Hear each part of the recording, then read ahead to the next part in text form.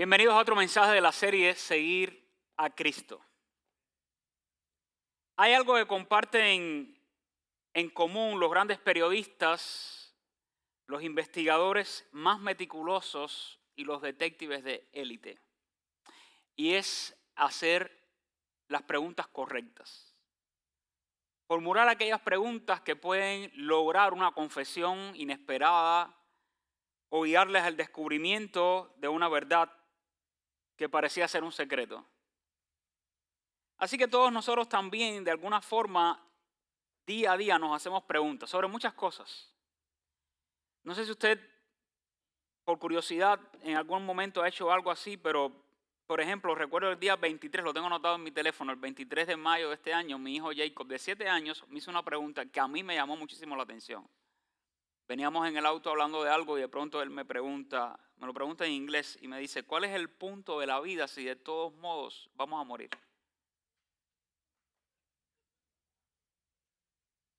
Intentando no causar un accidente, lo miré.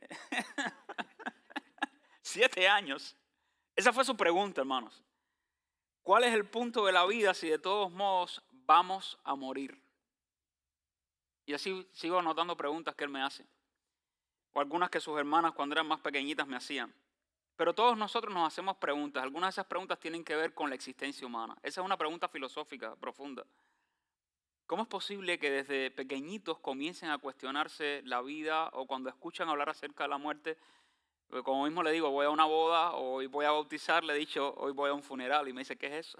Y hay que explicar lo que es un funeral. ¿Y para qué se hace un funeral? ¿Y qué pasa con la persona que muere? Entonces son conversaciones interesantes.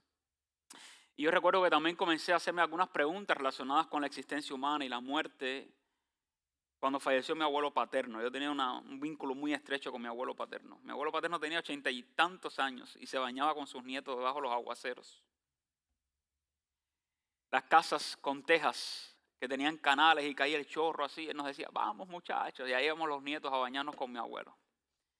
Así que cuando él muere y veo su cuerpo en el féretro, me empecé a hacer preguntas sobre la muerte. Y todos nosotros tenemos preguntas claves.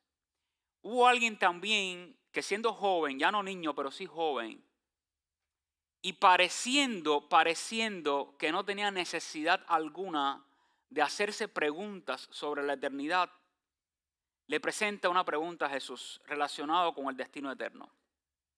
Quiero que vayamos a Lucas capítulo número 18 para leer los versículos del 18 en adelante. Evangelio de Lucas capítulo número 18, versículos del 18 en adelante.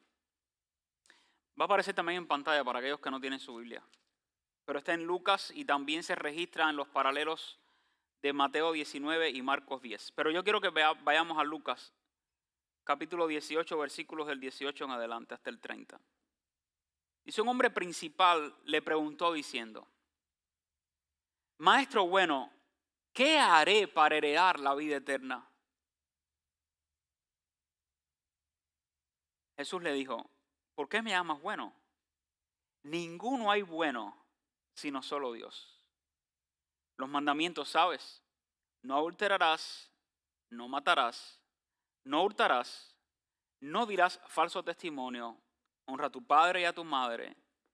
Él dijo, todo esto lo he guardado desde mi juventud.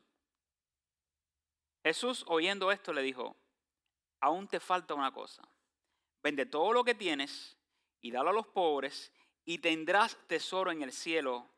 Y ven y sígueme. Entonces él, oyendo esto, se puso muy triste porque era muy rico. Al ver a Jesús que se había entristecido mucho, dijo, cuán difícilmente entrarán en el reino de Dios los que tienen riquezas. Porque es más fácil pasar un camello por el ojo de una aguja que entrar un rico en el reino de Dios. Y los que oyeron esto dijeron, ¿quién pues podrá ser salvo? Él les dijo, lo que es imposible para los hombres es posible para Dios. Entonces Pedro dijo, he aquí nosotros hemos dejado nuestras posesiones y te hemos seguido. Y él les dijo, de cierto os digo que no hay nadie que haya dejado casa o padres o hermanos o mujer o hijos por el reino de Dios que no haya de recibir mucho más en este tiempo y en el siglo venidero la vida eterna. Vamos a orar. Señor, nosotros te damos muchas gracias por tu palabra. Tu palabra es viva, es dinámica y tiene poder para penetrar en lo más profundo de nuestro ser y mostrarnos la verdad. Tu palabra es verdad, oh Dios. Permite que tu Espíritu Santo ahora la tome y ella cumple el propósito por el cual nos las has dado. Ayúdanos, Dios mío. Danos discernimiento espiritual. Que tu Espíritu Santo nos ilumine en esta hora. No solo para comprender las verdades espirituales contenidas en tu palabra, sino para creerlas de todo corazón. Y te imploramos que si en medio de nosotros hay alguien que aún no ha creído en Jesucristo como Salvador, hoy pueda ser día de salvación para ellos. En el nombre de Jesús te lo imploramos humildemente. Amén, Señor. ¿Qué haré para heredar la vida eterna? Y quiero que ponga atención a varios detalles que aparecen en la narración bíblica. Después, con calma, haga su propio estudio en casa y comience a hacer una descripción o una lista de información que hay sobre la persona que le está presentando la pregunta a Jesús. Yo me pregunto, ¿qué tipo de persona pudiera hacer una pregunta como esta? Bueno, aquellos que han sido expuestos a instrucción religiosa y que tienen de alguna manera la creencia en que hay vida después de la muerte. Hay muchas personas que creen que después que el corazón deja de latir y todas las funciones corporales cesan, ahí ya terminó la vida. Ya. Y la vida terminó en una tumba. Entonces, no creen necesario formularse una pregunta como esta. ¿Qué haré para heredar la vida eterna?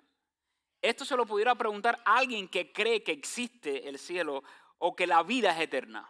Pero no todo el mundo cree eso. También personas que están cercanos a la muerte y que han escuchado en algún momento oír hablar sobre la vida eterna y como saben que ya les queda poco tiempo, entonces es probable que comiencen a inquietarse qué va a pasar ya cuando yo me muera, porque me siento que estoy cercano a la muerte. Pudiera suceder también. O aquellos que les gusta reflexionar sobre la vida y la trascendencia humana y dicen, bueno, no es posible que nosotros seres cognitivos tan inteligentes todo termine en la muerte.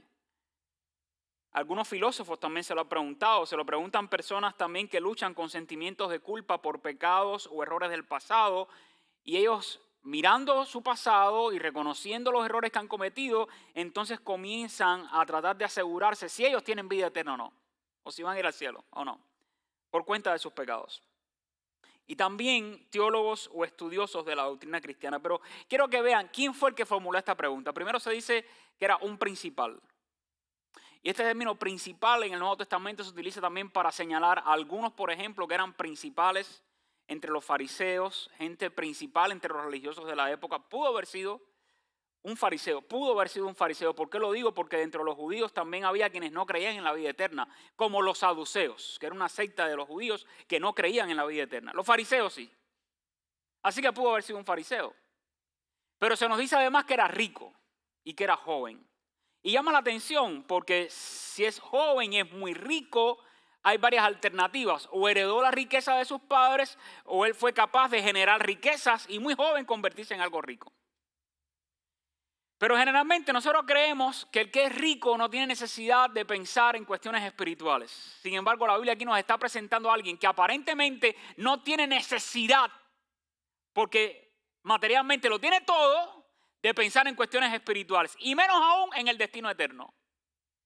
Pero quien está lanzando esta pregunta a Jesús es alguien que probablemente pudo haber sido un fariseo, no lo puedo asegurar por completo, pero sí sabemos de por cierto algunas cuestiones relacionadas con él. Puedo asegurarles que era alguien muy religioso. Se los puedo asegurar. ¿Por qué? Porque el texto bíblico da evidencia de eso. Él mismo le dice a Jesús que de los mandamientos que Jesús acaba de nombrar, que no están todos ahí por cierto, él los ha cumplido todos. Y que todos los ha cumplido desde muy joven, así que se cree muy justo a sí mismo. Yo esto lo he cumplido, no ahora que te he escuchado hablar a Jesús. Todo eso que tú me dices que yo debo guardar o que la ley dice que yo debo guardar, lo he guardado desde muy jovencito. No solo los conozco, sino que yo los he guardado. Así que quien está lanzando la pregunta es alguien muy religioso, alguien correctamente moral, y que procuraba guardar los mandamientos de Dios. Se muestra interesado en aprender de Jesús, se acerca a Jesús y era un hombre ciertamente con inquietudes espirituales, pero el relato bíblico nos deja saber que había un problema que al menos en ese momento, en esa etapa de su vida o en ese instante de su vida, no le permitió seguir a Jesús. Miren esto. Alguien que dice que ha guardado los mandamientos de Dios, alguien que está demostrando inquietudes espirituales, alguien que siendo rico pudiera no interesarse en la vida eterna, pero que se acerca a Jesús inquieto, interesado en conocer de la vida eterna, pero que tiene un problema en su vida que no le permite, al menos de inmediato, seguir a Jesús. ¿Y saben que eso nos pudiera pasar a nosotros también? Después de los miles de años de este acontecimiento que describe la Biblia, que alguien esté queriendo guardar los mandamientos de Dios, vivir una vida religiosa, moral, con excelencia, mostrar inquietudes espirituales, mostrar interés en Jesús, pero que haya algo en nosotros que nos impida seguir a Jesús. Puede suceder. Y la Biblia revela que era eso que le impedía, al menos de pronto, seguir a Jesús. Y el joven le dice, ¿qué haré para heredar la vida eterna? Pero quiero que se fije y observe este detalle. La pregunta. Esto es una pregunta buenísima. Genial, brillante. Él no está preguntando qué creo o qué debería creer para tener vida eterna. O cómo debería sentir yo si quiero tener vida eterna. Él está diciendo, Señor, ¿qué debo hacer? Quiero que note esto. ¿Qué debo hacer yo después que he hecho tantas cosas para heredar la vida eterna? Y la pregunta que haré refleja una mentalidad en este hombre joven, rico, de mérito y de obras. Es decir, de cuáles todas estas leyes, si yo las llevo a guardar, me garantiza que yo puedo tener vida eterna. Y Jesús trata de seguirle el hilo de la pregunta y entonces le responde en el versículo número 20. Mira, hay algo que tú sabes, hay mandamientos que tú sabes, que no debes adulterar, que no debes matar, que no debes robar, que no debes mentir y que debes honrar a tu padre y a tu madre. Es decir, el muchacho estaba indagando, ¿qué debo hacer para tener vida eterna? Y Jesús le dice, ya creo que has hecho algo. Hay mandamientos que tú sabes. Tienes el conocimiento de ellos. Pero Jesús dice, yo quiero que sepas algo mucho más importante que solo saber los mandamientos. Y hay una expresión contenida en este capítulo de Lucas, que Lucas utiliza para describir la mentalidad de la época en muchas de las personas que se estaban acercando a Jesús. Quiero que noten Lucas 18, el propio capítulo 18, pero ahora el versículo número 9. En el contexto anterior del propio capítulo 18, el versículo 9, dice, a unos, y subraya esta expresión, a unos que confiaban en sí mismo como justos. Circula esa expresión en la Biblia. Lucas 18, 9. A unos que confiaban en sí mismos como justos y menospreciaban a los otros, dijo también esta parábola. ¿Qué significa esta expresión? Que en la audiencia a la que Jesús ahora le está hablando y en la que está incluido este muchacho joven rico, existía esta mentalidad. Yo me creo justo. Yo me creo suficiente por mí mismo de saber y de hacer lo que hay que hacer para sentirme que moralmente soy correcto delante de Dios. Y que por mis propios méritos Dios puede volver sus ojos a mí o me puede abrir las puertas de los cielos. Así que esta gente presumía de autorrectitud y para la audiencia original un hombre justo, ¿qué significaba? Bueno, un hombre justo en aquella época se conocía como aquellos que pagaban sus diezmos meticulosamente. Y quizás tú puedes decir eso, yo creo que voy a ir al cielo, porque si al final revisan mis finanzas o alguien se atreve a revisar mis finanzas en algún momento, puede ver que yo soy muy fiel diezmando y ofrendando en la iglesia. O alguien que quisiera pueda preguntarse, yo he tenido dinero pero no siempre he diezmado, ¿iré al cielo o no? También eran justos para ellos aquellos que ayunaban hasta 2 veces por semana, lo cual era más de lo requerido por la ley.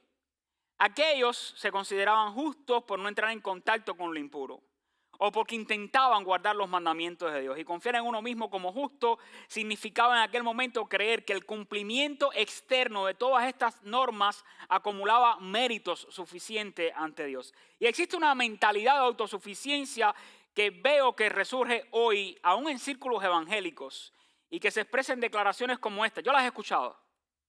Yo las he escuchado, no estoy inventando nada. He escuchado a algunos diciendo esto: si la gente no entiende qué es ser salvo, pues no va a ser salva.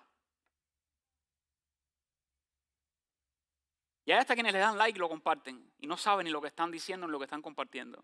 Si la gente no entiende qué es ser salvo, pues entonces no será salva. Y esta declaración condiciona la salvación de un individuo al nivel de cognición o de comprensión intelectual del receptor de la salvación. Y enfatiza la necesidad de un entendimiento doctrinal preciso y correcto como requisito previo para la conversión auténtica de un individuo. El conocimiento de la sana doctrina es bueno. Todo lo que usted pueda aprender de sana doctrina, apréndalo. ¿Está bien? Pero sepa que la doctrina en sí no salva a nadie. El único y suficiente Salvador es Jesucristo. Y Jesucristo basta para salvar. No todo el mundo cree eso. Así que nuestra capacidad cognitiva para entender qué es la salvación a la luz de la Biblia no es un prerequisito para ser salvos, ni siquiera tampoco para juzgar si otros han sido salvos o no. Pero si llegáramos a seguir ese argumento legalista de que si la gente no entiende qué es la salvación no puede ser salvo, si abrazáramos ese pensamiento y siguiéramos esa lógica, terminaríamos creando un evangelio exclusivo para intelectuales teológicos. Si la salvación requiere una comprensión intelectual perfecta de qué es la salvación, qué significa la sustitución, la expiación, la unión hipostática de Cristo, ¿qué significa eso? Y yo no lo entiendo, entonces no soy salvo. Pero si fuera así, ¿qué pasaría entonces? Por ejemplo, me pregunto, ¿qué pasaría con las personas discapacitadas o limitadas mentalmente? Aquellas personas con condiciones cognitivas severas, síndromes o lesiones cerebrales que biológicamente jamás podrán procesar argumentos profundos, ni siquiera teológicos complejos, o no podrán explicar doctrinas relacionadas con la soteriología. ¿Estarán excluidos ellos del reino de Dios por su condición médica? ¿Y qué pasaría entonces con enfermos que llegan a deteriorarse cognitivamente poco a poco? Piense, por ejemplo, en un anciano que en algún momento quizás escuchó de la Biblia, hoy probablemente esté padeciendo Alzheimer avanzado o demencia senil al punto de no recordar ni siquiera qué es la Biblia o algunas cuestiones relacionadas con la salvación. Si le predicamos el Evangelio y la persona recibe a Cristo, ¿no será salva por su condición cognitiva estar afectada y no poder entender qué es la salvación? O los más pequeños. O las personas en estado de coma o al final en agonía, yo los he tenido. Personas que están al morir ya. Personas incluso que han sido genios, yo los he conocido en química, en física, en matemática. No creían en Dios. De pronto cuando se ven cercanos a la muerte, un familiar me llama: pastor, ¿pudiera venir a orar con ellos? Y siempre me aseguro de presentarles el Evangelio, porque yo creo a la luz de la Biblia que el Evangelio tiene poder para transformar las vidas. Y aun cuando la persona cognitivamente no tenga todas sus capacidades porque está en el último momento de vida y apenas le quedan algunos suspiros, aun cuando no entienda todo sobre la salvación, si cree, esa persona es salva. Es lo que dice la Biblia: cree en el Señor Jesucristo y serás salvo. Y los he visto que en ese último instante de vida les presento el Evangelio, les digo: ¿te gustaría recibir a Cristo ahora como tu Salvador? Apenas pueden pronunciar palabras, pero hacen un gesto. Y les guiamos en oración. Bueno, ¿alguien así sería salvo o no? Por no tener todas sus capacidades cognitivas listas para procesar, entender e interpretar todo lo que significa la salvación. Hermanos, si la salvación dependiera de cuánto tú y yo lleguemos a entender, la salvación dejaría de ser por gracia y pasaría a ser por el esfuerzo de nuestra mente o de nuestra capacidad cognitiva. La iglesia y el cielo también se llenarían de intelectuales de la fe orgullosos de su propia capacidad teológica. Un profesor del seminario una vez nos contó: llegaron algunos hermanos de su iglesia y le dijeron: pastor, ¿por qué no hacemos una clase de escuela dominical para los universitarios que estamos interesados en un conocimiento más profundo teológico? ¿Usted se imagina eso? Que a los que más les gusta la teología y la doctrina ahora vengan a pedirnos: vamos a hacer una clase únicamente para los que queremos profundizar en los misterios de Dios. Y los otros hermanitos pobrecitos que quizás no saben nada de Biblia, ¿con quién los dejan? ¿En la clase de los analfabetos y los ignorantes? ¿De veras?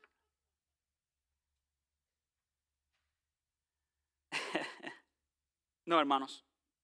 Las iglesias y el cielo, si fuera así, se llenarían de intelectuales de la fe, orgullosos de su propia capacidad teológica y no de pecadores agradecidos por la misericordia de Dios. Y les puedo confesar, a la luz de la Biblia, nadie necesita siquiera un título en teología para ser alcanzado por la gracia del Padre. El Salvador del mundo no es la doctrina. Estudiemos doctrina, aprendamos doctrina para que nadie nos engañe con algunas de estas nuevas ideas teológicas que están tratando de reformar a los evangélicos. Aprendamos doctrina para que nadie nos engañe, pero sepamos que el único y suficiente Salvador de los seres humanos a la luz de la Biblia no es una doctrina, no es un pensamiento, no es un conocimiento cognitivo, es una persona. Se llama Jesucristo. ¿Crees en Él? Eres salvo por la fe. Por lo tanto, entramos al reino de Dios no por lo que nuestra mente limitada y afectada también por el pecado, que eso es importante. Quizás tú dices, yo tengo una claridad teológica y te hacen sentir a los demás como ignorantes. No. Toda mente humana está afectada por el pecado. Y no hay mente humana que pueda comprender los más profundos misterios de Dios ni explicarlos a otros.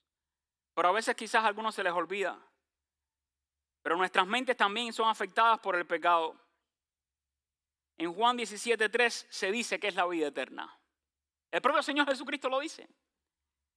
¿Cómo yo puedo saber si alguien tiene vida eterna? El que ha conocido a Cristo tiene vida eterna. Jesucristo dijo, y esta es la vida eterna, que te conozcan a ti, el único Dios verdadero, y a quien has enviado, a Jesucristo. Y el relato bíblico ahora en Lucas 18 continúa en el versículo 22. Jesús, oyendo esto, le dijo al muchacho este joven rico, que sentía que había guardado todos los mandamientos. Les puedo decir que no los había guardado todos. ¿Saben por qué? Porque es imposible para un ser humano guardar estrictamente todos los mandamientos. Eso es imposible, excepto Jesucristo, que es hombre perfecto. Pero Jesucristo, oyendo esto, le dijo, bueno, si crees que ya lo has guardado todo, déjame decirte, te falta una cosa. Vende todo lo que tienes y dalo a los pobres. Y dice Jesús, y tendrás tesoro en el cielo. Y entonces ven y sígueme. Entonces él, oyendo esto, se puso muy triste porque era muy rico. Así que me imagino que si era muy rico, la tristeza fue muy profunda también porque era proporcional al nivel de riqueza que tenía. Muy rico, deja todo, véndelo, dalo a los pobres. ¿Estás loco? Pero sigamos el hilo de la conversación entre el joven rico y Jesús. Entonces, permítame preguntarles, ya que estamos hablando de formular buenas preguntas, les pregunto a la luz del texto bíblico, cuando Jesús le dice, aún te falta una cosa, vende todo lo que tienes y dalo a los pobres y tendrás tesoro en el cielo, les pregunto, si el joven rico hubiese vendido todo lo que tenía y lo hubiese dado a los pobres, ¿habría heredado así la vida eterna? Algunos todavía lo dudan.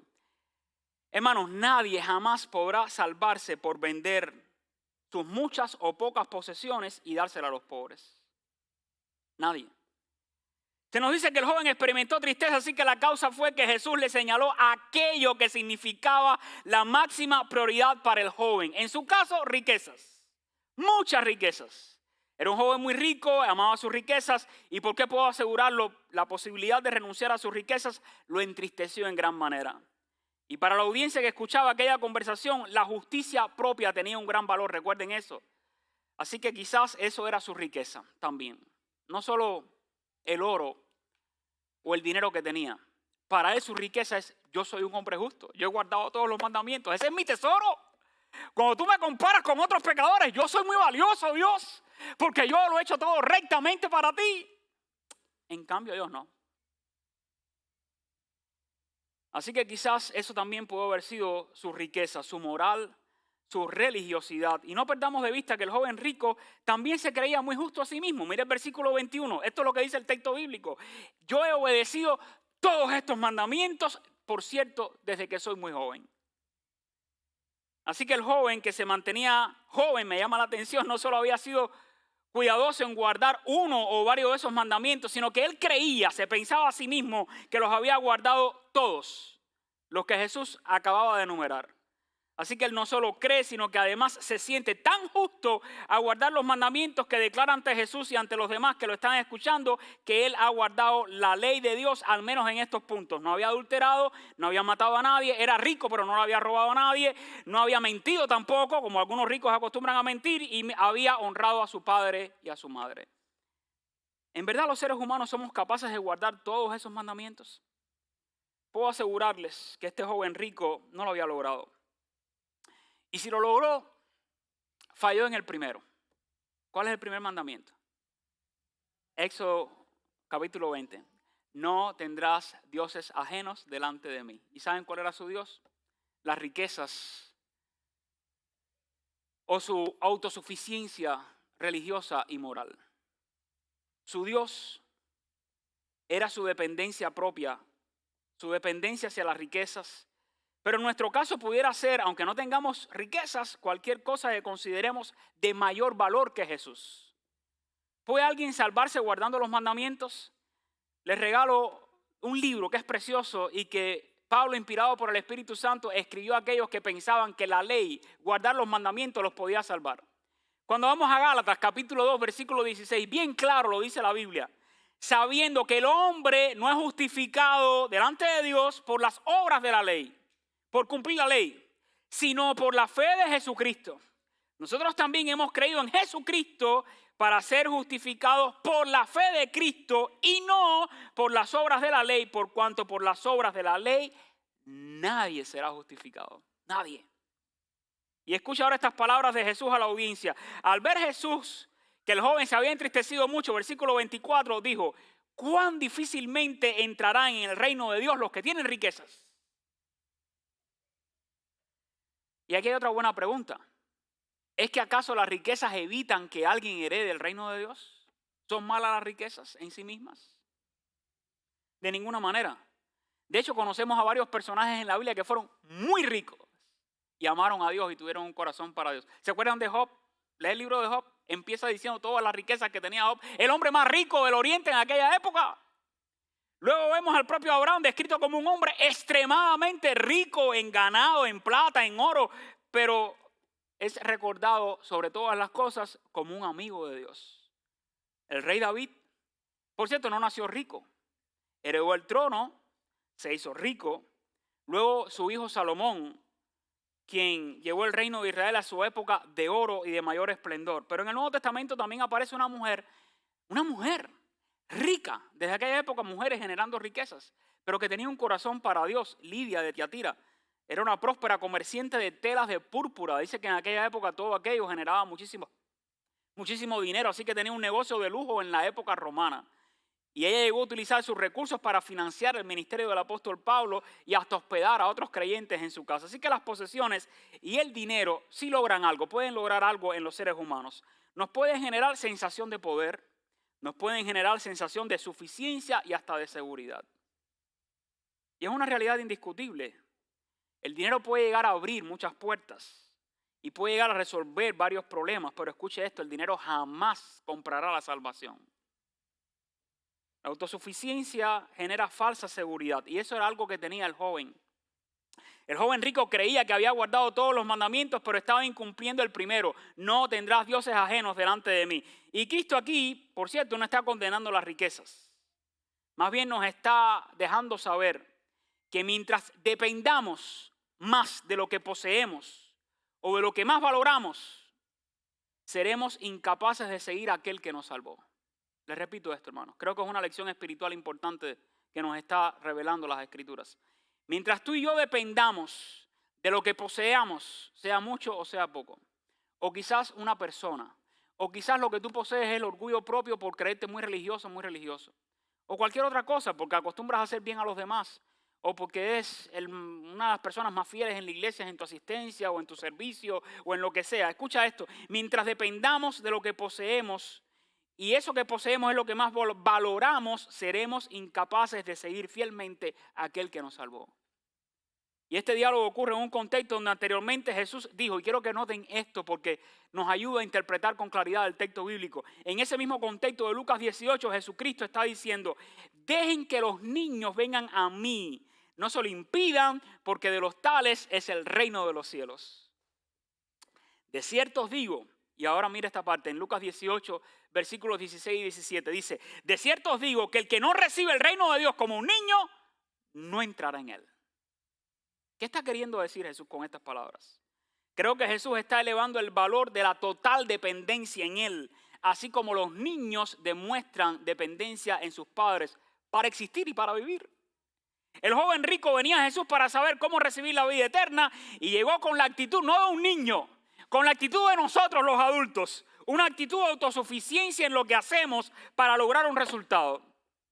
El joven rico se sentía autosuficiente. ¿Saben por qué? Por haber heredado o generado riquezas, por haber tenido instrucción de calidad. Tenía dinero, podía acceder a buena educación, por haber guardado los mandamientos, haberlos conocido. Y Jesús está derribando aquí toda actitud de autosuficiencia que muchas veces mostramos los adultos.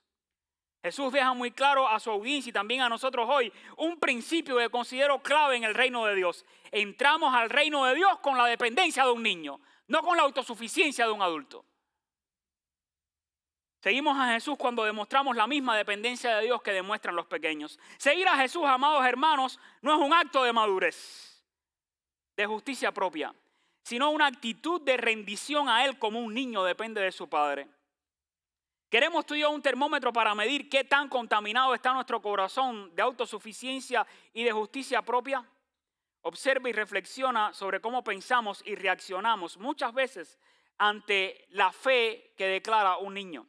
Si cada vez que un niño o una persona nueva en el Evangelio dice que ha creído en Jesús, tú te sientes con el derecho y la necesidad de evaluar su capacidad o su sinceridad, lo que realmente está reflejando es que crees que para entrar al reino de Dios se necesita mérito, madurez y capacidad humana.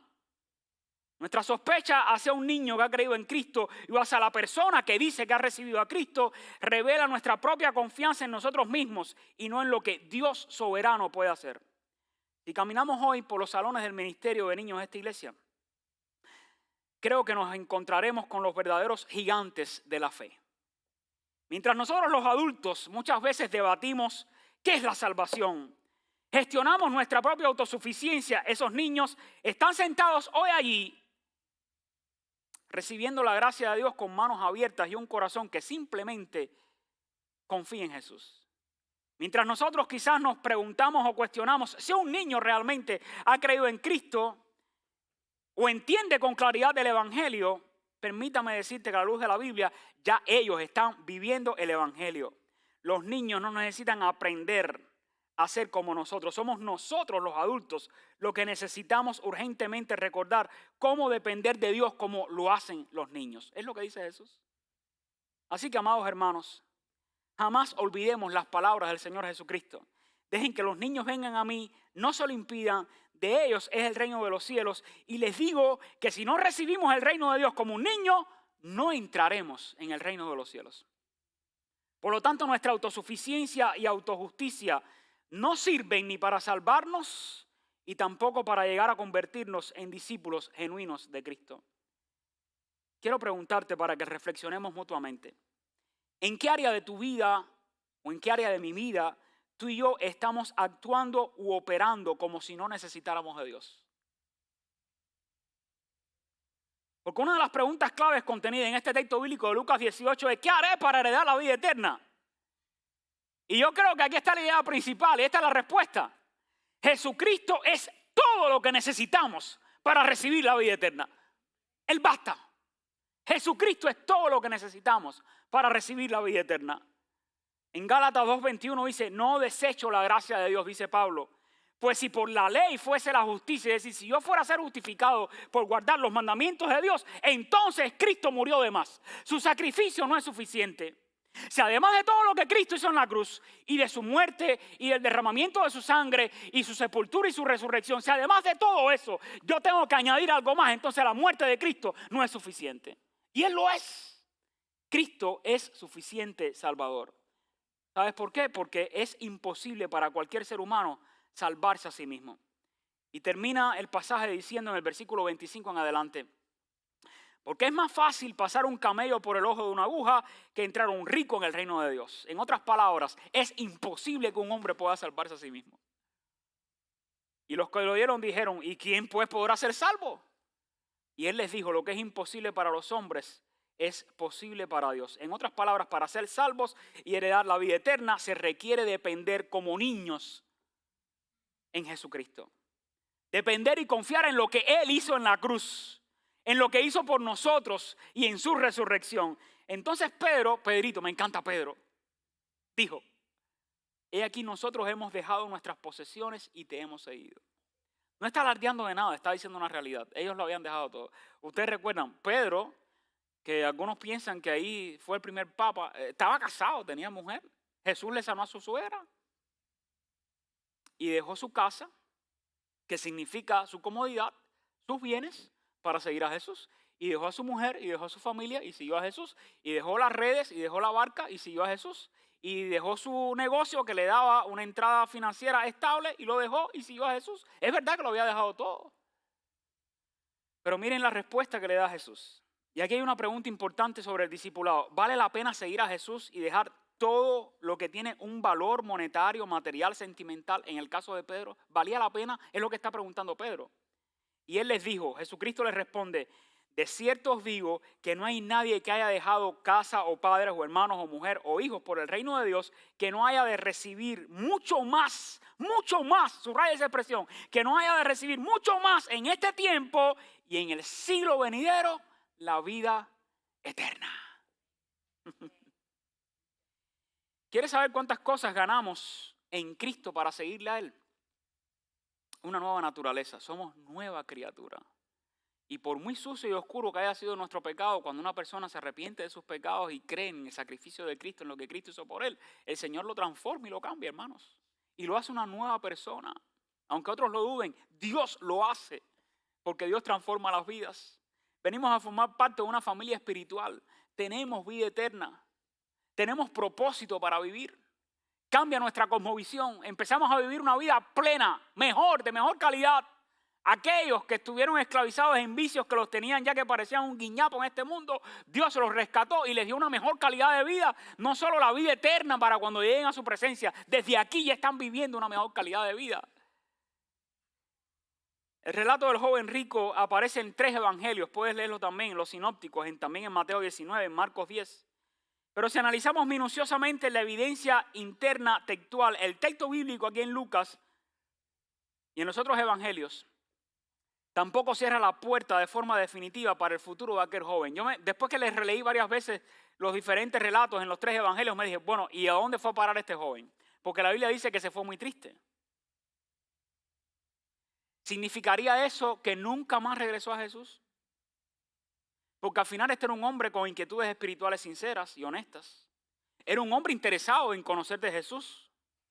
Era un hombre que pensaba en su destino eterno. Lo que pasa es que tenía un problema en seguir a Jesús. Es que él valoraba otras cosas más importantes que a su Salvador.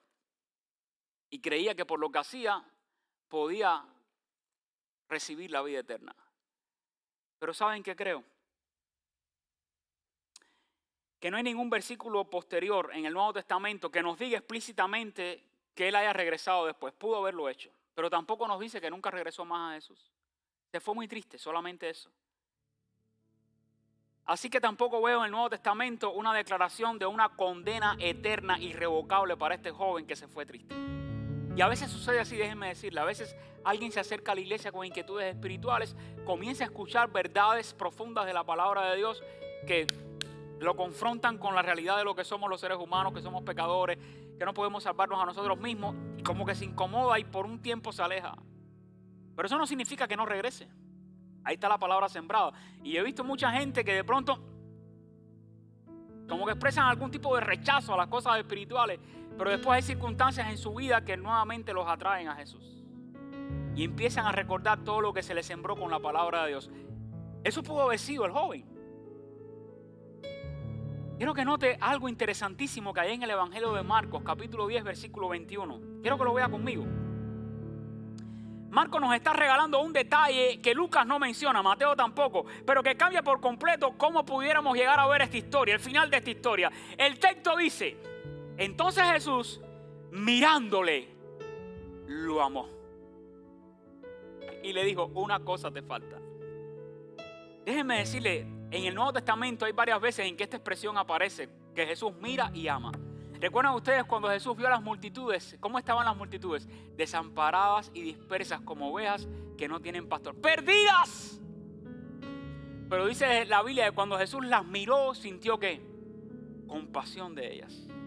Compasión de ellas. yo creo que Jesús sintió compasión de este joven rico también. Y muchas veces en el Nuevo Testamento, cuando Jesús mira a alguien con ese amor, usualmente precede a una transformación o una relación de discipulado profunda. Por eso algunos eruditos y también algunos historiadores de la iglesia primitiva han llegado a sugerir que este detalle de que Jesús lo miró y lo amó dejó abierta la esperanza de que el impacto del amor de Jesús y la tristeza que el joven se llevó a casa terminaran desterrando su orgullo un poco más adelante en su vida.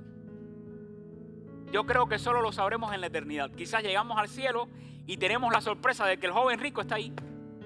Quizás después creyó. Prepárese porque en el cielo va a haber sorpresas tremendas. Gente que pensábamos que iban a estar ahí, de pronto tú dices, ¿dónde está fulano y mengano? Y otros que decíamos, no, de ninguna manera, tú estás aquí. Y hasta el Señor te lo ponga al lado ahí para vivir el resto de la eternidad. Prepárense. Pero hoy la pregunta, amados hermanos, no es tanto qué pasó con el joven rico. Lo sabremos en la eternidad cuando lleguemos al cielo. La pregunta es qué va a pasar contigo y con tu destino eterno. Pero déjame decirte, ese mismo Jesús que miró a ese joven con compasión y lo amó, te está mirando también a ti en este momento, con ese mismo amor incondicional.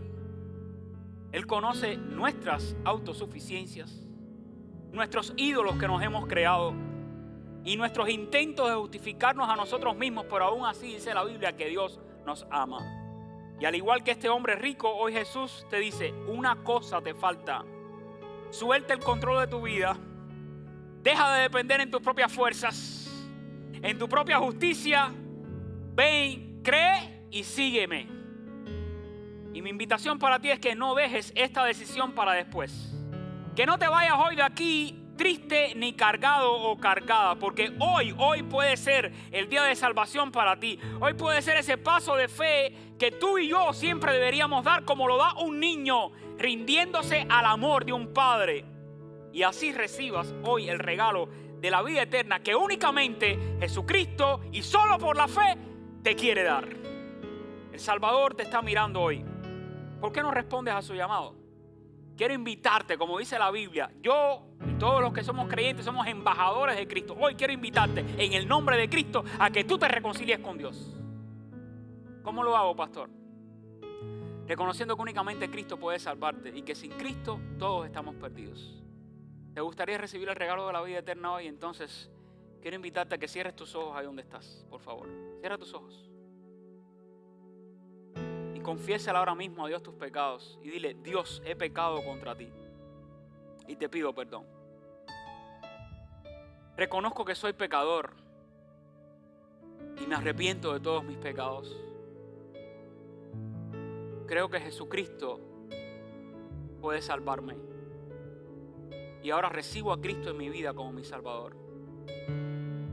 Acepto el regalo de la vida eterna por la fe en Cristo. Gracias porque Jesucristo murió en la cruz por mí, ocupando mi lugar y sufriendo el castigo que merezco por mis pecados. Gracias porque Jesucristo resucitó entre los muertos para darme vida eterna. Y ahora creo en Cristo y te doy gracias por la vida eterna. Hazme un hijo tuyo. Por Jesús te lo suplico humildemente. Amén y amén. Si nunca habías hecho esta oración y la hiciste hoy, quieres alzar tu mano, quiero pedir que Dios te bendiga. Si hoy por primera vez recibiste a Cristo, hiciste esta oración de todo corazón, quiero que alces tu mano donde estás. Quiero orar por ti. Dios te bendiga mucho. ¿Alguien más que por primera vez haya hecho esta oración o haya recibido a Cristo? Ok, tengo un libro que quiero darte para que conozcas más de Jesús. Ahí te lo están entregando y al final me gustaría orar por ti. Pero si hay alguien más en el salón que hoy por primera vez entregó su vida a Cristo, me gustaría felicitarte, orar por ti y dejarte este recurso. Celebre Iglesia, una vida ganada para Cristo vale mucho. Escucha, no es la oración que hiciste la que te salva, es Cristo, por la fe que has puesto en Él. Así que bienvenida a la familia de Dios. Nos ponemos en pie, hermanos. Les animo a que vengan la próxima semana. Si eres visitante por primera vez, hay un regalo para ti en las mesas. Mujeres, a inscribirse para su evento y que tengan una bendecida semana. Dios te bendiga, iglesia.